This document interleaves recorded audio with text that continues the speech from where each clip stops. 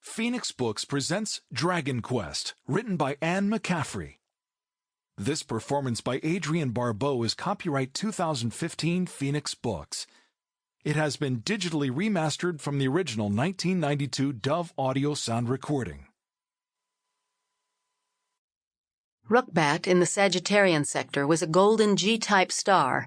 It had 5 planets, 2 asteroid belts, and a stray planet it had attracted and held in recent millennia. When men first settled on Rukbat's third world and called it Pern, they had taken little notice of the stranger planet, swinging around its adopted primary in a wildly erratic elliptical orbit. For 2 generations, the colonists gave the bright red star little thought, until the desperate path of the Wanderer brought it close to its stepsister at perihelion. When such aspects were harmonious and not distorted by conjunctions with other planets in the system, the indigenous life of the Wanderer sought to bridge the space gap to the more temperate and hospitable planet.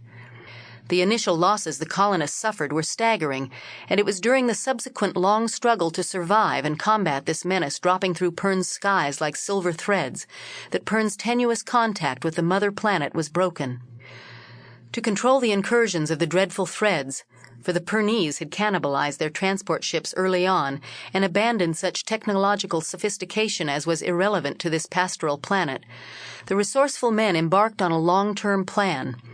The first phase involved breeding a highly specialized variety of a life form indigenous to their new world.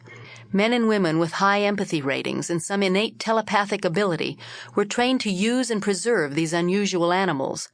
The dragons, named for the mythical Terran beasts they resembled, had 2 extremely useful characteristics. They could get from one place to another instantly, and after chewing a phosphine-bearing rock, they could emit a flaming gas.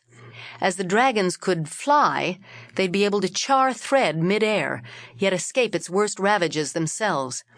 It took generations to develop to the full the use of this first phase. The second phase of the proposed defense against the spore incursions would take longer to mature.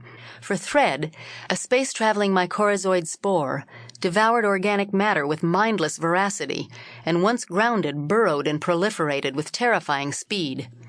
The originators of the 2-stage defense program did not compensate sufficiently for chance, nor for the psychological effect of visible extermination of this avid foe. For it was psychologically reassuring and deeply satisfying to the endangered Pernese to see the menace charred to impotence in mid-air.